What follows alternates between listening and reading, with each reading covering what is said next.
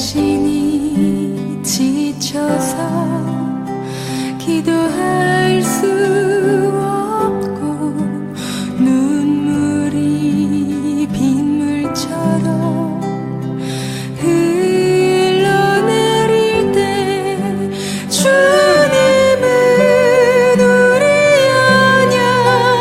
연약함을 아시고 사랑으로 인도하시네.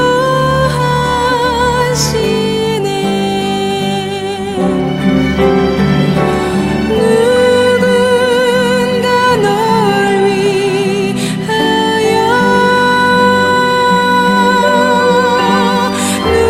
누군가 기도하네. 내가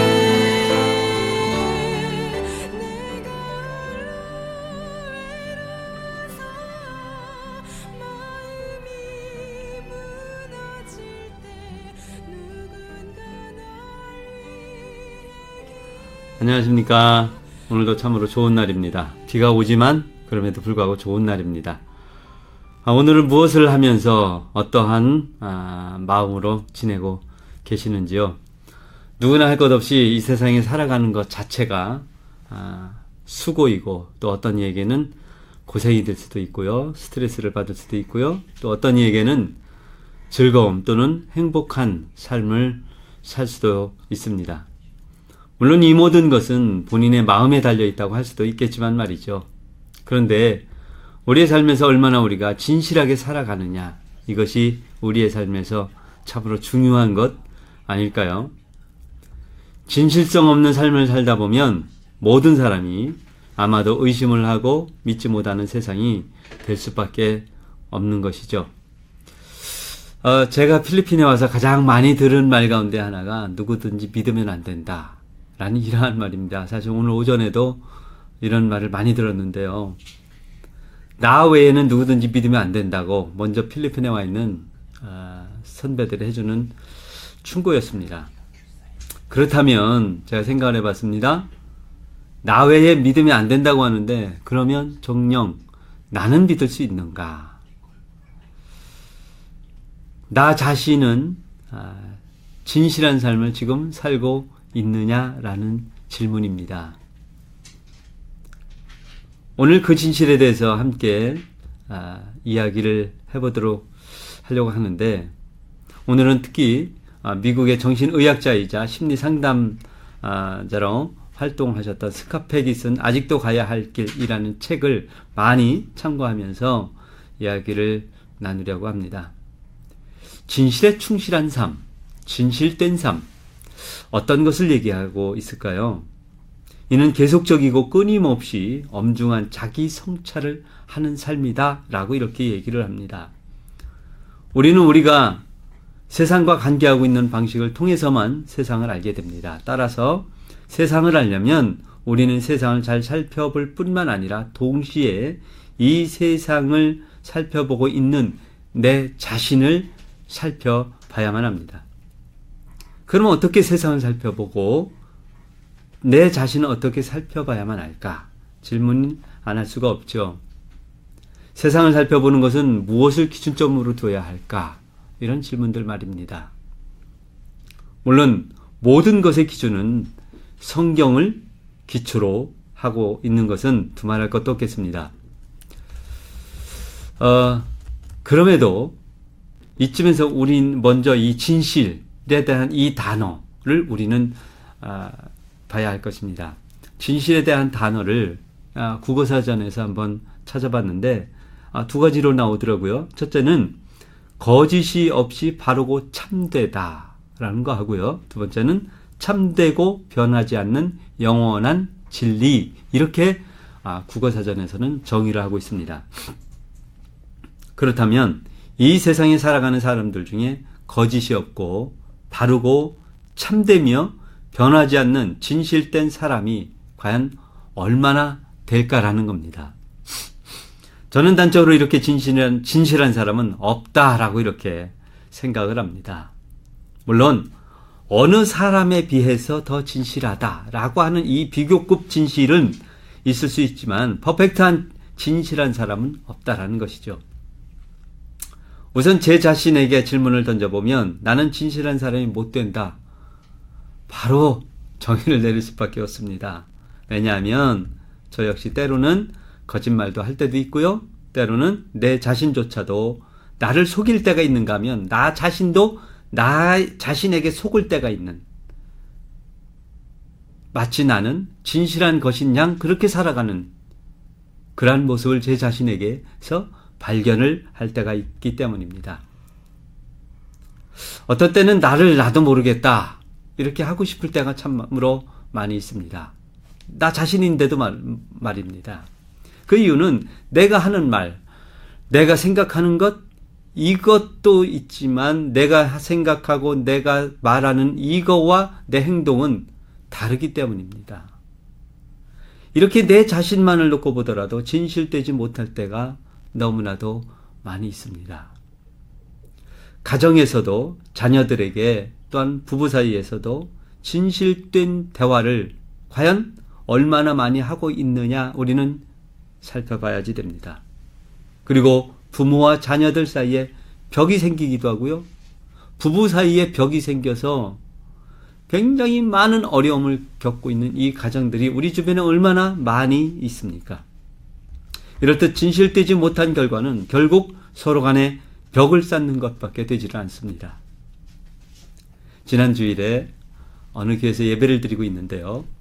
그 목사님께서 말씀을 전하신 목사님과 함께 점심을 나누면서 그 목사님이 하시는 말씀이 오늘 내가 전한 이 설교는 사실상 이 교인들이 들을 분들은 거의 없고 나만 들어도 될 만한 그러한 설교였던 것 같아요 라고 하는 그러한 고백을 갑자기 식사 중에 하는 겁니다.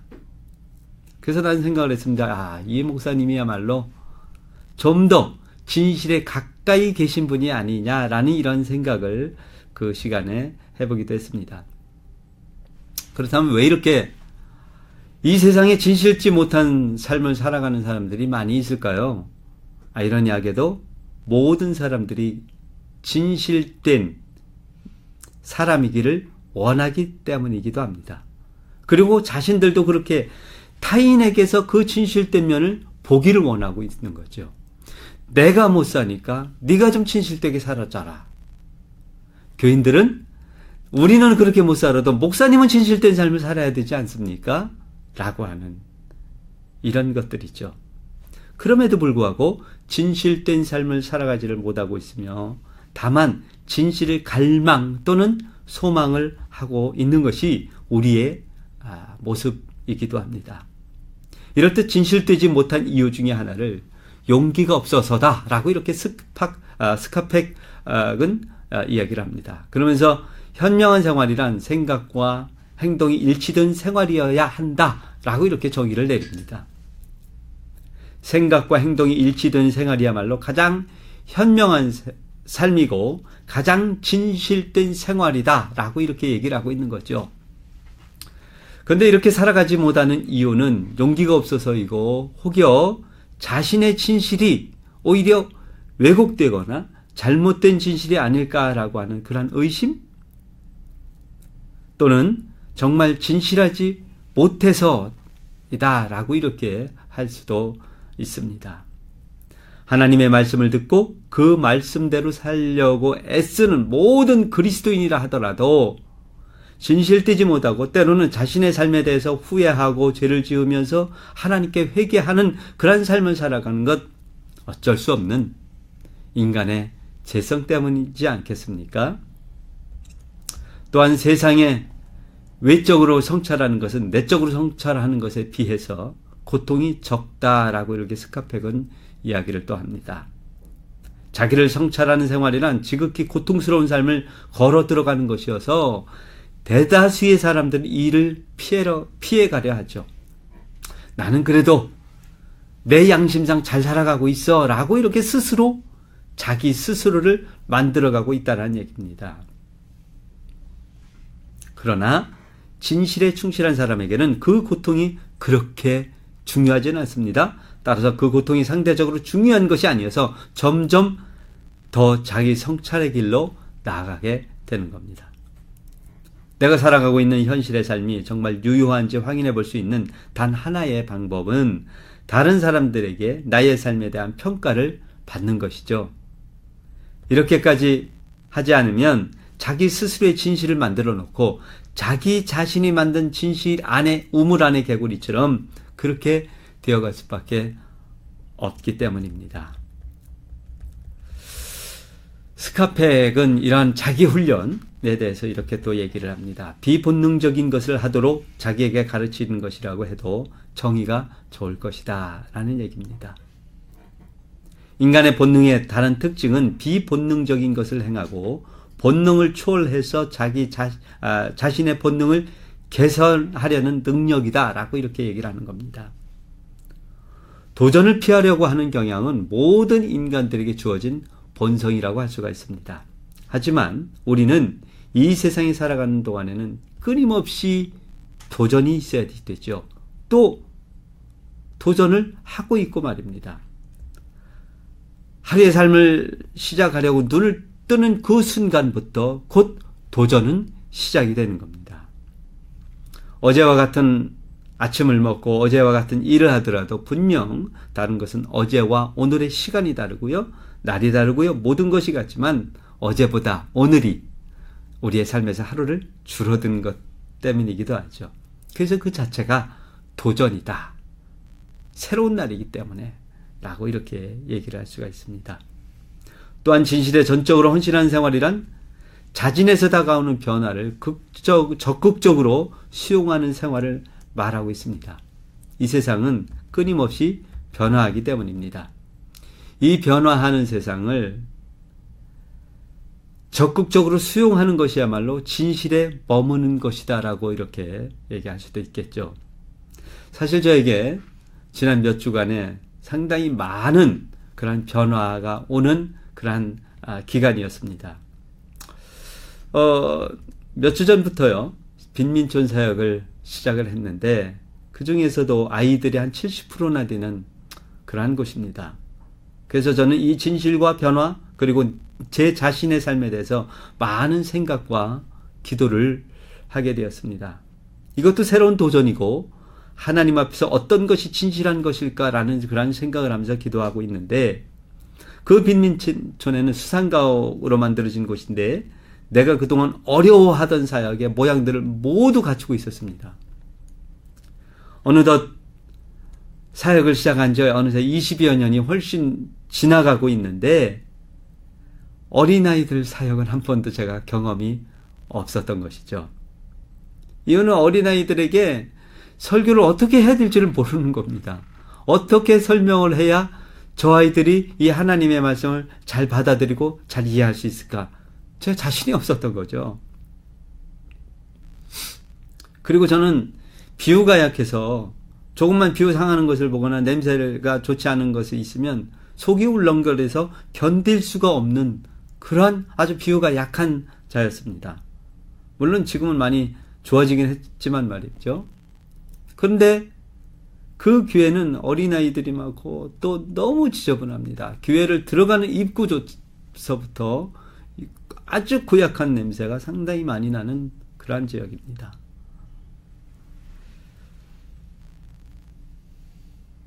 그 교회 어린아이들이 많고요. 너무나도 지저분하고 아이들의 머리에는 한국에서 몇십 년 전이나 봤던 이라고 하죠. 그런 것들이 아주 많이 있습니다. 이러한 환경에 적응을 하면서 내가 어떻게 저 아이들을 주의 이름으로 사랑을 하고 함께 보듬어주고 함께 안아주면서 함께 기도하며 저희 아이들을 말씀으로 양육해 나갈 수 있을까? 상당히 고민을 많이 하고 기도하고 그러고 있었습니다. 이것은 다른 말로 표현하면 나는 얼마나 용기가 없나라고 이렇게 얘기할 수도 있겠죠. 이러한 환경을 하나님께서 허락을 해 주셨다면 하나님께서 분명히 감당할 수 있는 그러한 능력도 주셨을 텐데 제 마음이 열리는데 그렇게 쉽게 열리질 않았습니다. 몇 주가 흘렀습니다. 즉 말하자면 제 자신에게 진실성이 없었던 것이죠. 다시 말하면 진실된 용기가 부족했다라고 이렇게 저는 제 자신에 대해서 평가를 했습니다.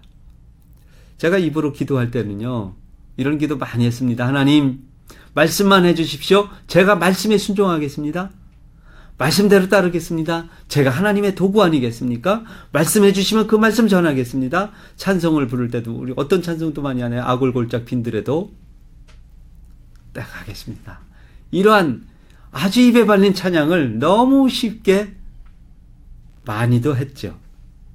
이럴 때 각종 은혜되는, 소위 말하는 은혜되는 좋은 말들로 기도하고 정작 그런 일들이 현실 앞에 닥쳐오니까요, 멈칫하고 있는 내 자신을 볼 때, 내가 이렇게 진실하지 못한 사람이었구나. 내가 이렇게 하나님 앞에서 진실된 용기를 갖지 못한 사람이었구나. 라고 하는 이러한 결론을 내리게 되면서 마음이 열리기 시작을 합니다. 그래. 조금이라도 내가 진실된 삶을 살아본다면, 또 살아간다면 나는 저 아이들을 사랑할 수가 있다. 그곳에서 하나님의 말씀을 전하고 그곳에서 진실된 하나님의 사랑을 저들에게 보여줘야지 된다. 라는 이러한 결론을 내리게 됩니다. 물론 지금도 아직은 자신감은 있지 않습니다. 하지만 용기가 생겼습니다. 하나님께서 분명히 저를 통해서 그 아이들을 사랑해 주실 것이라는 그러한 믿음이 생겼다는 얘기죠.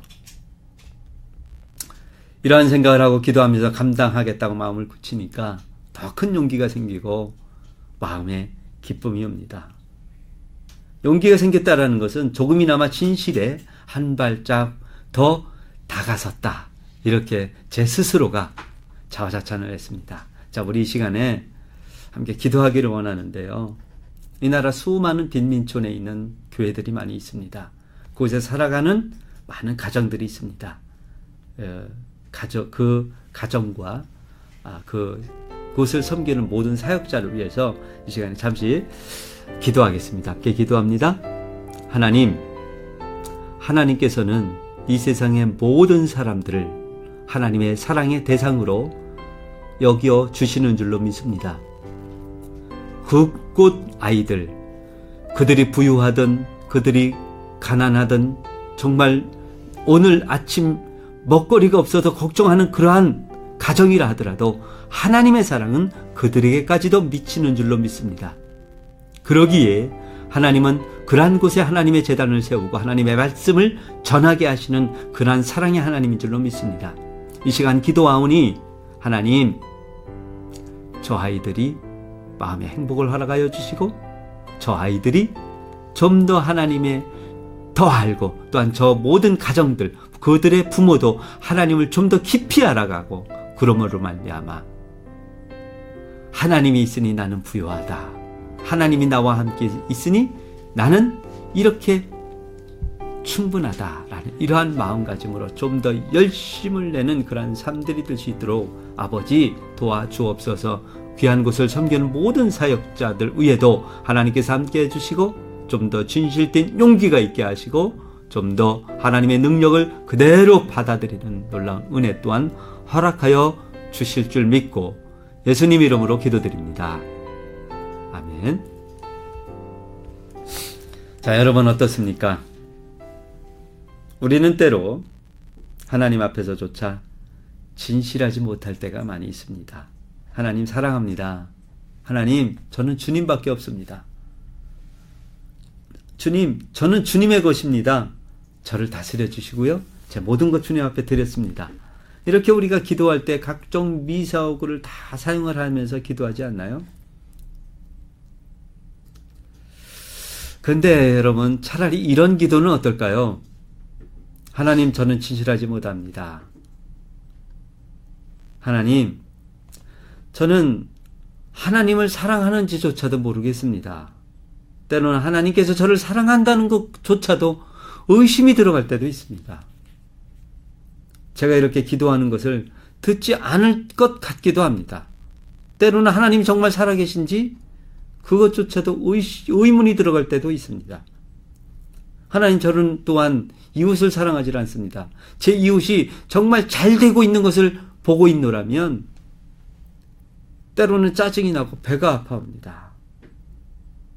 때는 돈이 많이 필요할 때는 사기를 쳐서라도 돈을 잔뜩 벌고 싶은 그러한 욕망도 꿈틀거리는 그런 마음 한가운데 자리 잡을 때도 있습니다. 등등 좀 더 이런 진솔한 그러한 기도를 하나님 앞에 하나님께 드린다면 하나님께서 예의 못된 놈아 이렇게 우리를 나무라 주실까요? 하나님이 어떤 기도를 더 좋아하실까요? 마태복음 6장 7절 말씀에 보면은요. 또 기도할 때에 이방인과 같이 중언부언하지 말라. 그들은 말을 많이 하여야 들으실 줄 생각하느니라. 이렇게 말씀을 하고 있습니다. 중언부언하지 말라는 것 이것저것 아무 말이나 하지 말라는 얘기죠. 말만 많이 하는 것을 지적하고 있는 것이죠. 마음의 중심을 보시는 하나님은 언제나 진실한 기도를 들으시는 줄로 믿습니다. 이 세상에 살아가면서 100% 진실한 사람 정말 만나볼 수가 없을 겁니다. 고대 그리스의 철학자 디오게네스라는 사람은 대낮에도 등불을 켜고 길거리를 뭔가 찾으면서 들고 다녔다고 하죠. 누군가가 그에게 물었습니다. 왜 이 환한 대낮에 등불을 켜고 다니십니까? 그러니까 이 디오게네스가 하는 말이 나는 정직한 사람을 찾고 있어 라고 하는 이 대답을 했다는 유명한 일화가 있습니다. 그만큼 예나 지금이나 이 세상에 정직하고 진실한 사람을 찾기가 힘들다는 거겠죠. 하나님께서 아담과 하와를 만드시고 에덴 동산에 거하게 하실 때에 아담과 하와는 하나님께서 하신 말씀을 듣지 않고 말씀을 어겼을 때부터 이미 우리 조상 그때부터 퍼펙트하게 진실한 사람 없다라고 얘기를 할 수가 있습니다. 이미 그때 죄를 졌기 때문이죠. 죄인의 몸으로 태어나기 때문입니다. 그럼에도 불구하고 우리는 끊임없이 진실을, 정의를 찾아 나서야만 합니다. 진실에 가깝도록 항상 기도하면서 진실에 가까이 가려고 끊임없는 노력이 최소한 그리스도인이라면 항상 우리 안에 있어야만 합니다. 진실된 용기를 내야만 합니다. 예수님께서도 요한복음 8장 31절 말씀에서 이렇게 말씀하시죠. 진리를 알지니 진리가 너희를 자유케 하리라. 그래서 우리는 진실하도록 끊임없이 기도하고 조금이라도 진실에 가까이 살려고 하는 그 몸부림이 우리 안에서 있어야 한다는 얘기입니다. 이 진실에 대한 몸부림은 말씀에 비추어 볼 때에 자유를 갈망하는, 자유를 찾는 그러한 몸부림이다 라고 이렇게 얘기할 수도 있겠죠. 우리는 먼저 하나님 앞에서 조금이나마 진실하도록 하십시다. 하나님께 기도할 때에도 진실한 마음으로 기도합시다. 하나님 앞에 기도할 때라도 우리 가면 쓰지 말자는 얘기입니다. 가면, 이 페르소나라고 하죠. 물론 우리는 모든 사람들이 다 가면을 쓰고 있습니다. 이 페르소나를 갖고 있습니다. 아빠의 페르소나, 목사로서의 페르소나, 장로와 집사로서의 페르소나, 누구의 아들로, 친구로, 또 어떤 직장에서의 그런 페르소나를 다 가지고 있습니다. 하지만 이런 기본적인 페르소나가 아닌 진실되지 못한 그런 페르소나를 가지고 있으면서 다른 사람들을 대한다면 그 사람에게 진실과는 거리가 먼 생활을 할 수밖에 없다라는 얘기입니다. 문제는 하나님 앞에서조차도 우리가 이런 모습을 갖고 있다라는 것 참으로 아이러니한 일입니다. 우리는 하나님 앞에서 모든 가면 다 벗어버리고 나에게 있는 모든 치장 다 없애버리고 하나님 앞에서 알몸으로 모두를 다 드러내놓고 하나님 내 모습 이렇습니다. 이 모습 이대로입니다. 이 모습을 아버지 받아주시옵소서. 하나님께서 이렇게 자기 모습 그대로 내놓는 사람을 기뻐 받아주시지 않겠습니까? 그리고 이웃과 친구와 우리 주변의 사람에게도 조금이라도 이 진실된 모습을 보여주려 한다면 결국은 그 진실된 마음은 우리 이웃에게도 전이가 되어서 나로부터 시작해서 많은 분들이 진실된 삶을 조금이나마 더 살아갈 수 있는 우리의 모습이 될 줄로 믿습니다.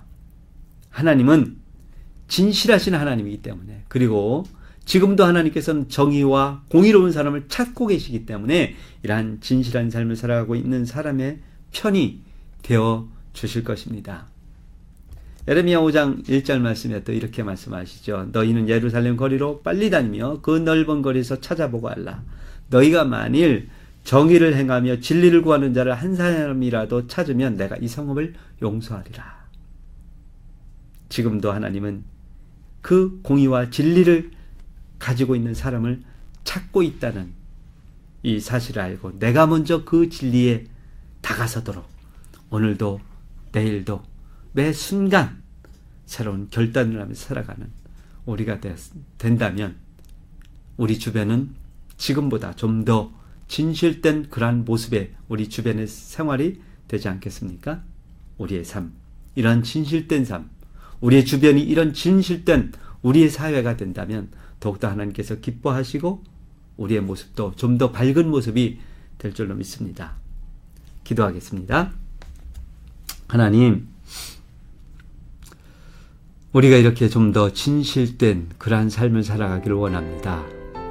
하지만 하나님, 우리 모습에서 자꾸 죄성인 그러한 생각이 더 먼저 떠오를 때가 있습니다. 진실되지 못하는 거짓된 생각들, 죄악된 생각들. 하나님, 이러한 것들을 이겨낼 수 있는 그러한 힘을 주시옵소서. 우리 자신 너무 연약하여서 거짓된 것에 먼저 유혹되기가 쉽고 죄악된 것에 먼저 눈이 돌아갈 때가 많이 있음을 고백을 합니다. 하나님, 하지만 나로부터 시작해서 우리 주변들이 좀 더 진리와 정의를 행하고 있는 이러한 우리의 모습이 오늘보다 내일이 더 나아질 수 있는 그러한 은혜를 하나님께서 인도하여 주옵소서. 예수님의 이름으로 기도드립니다. 아멘. 오늘도 이렇게 귀한 얘기를 함께 듣고 청취하신 모든 분들에게 축복을 하고 감사를 드립니다. 고맙습니다.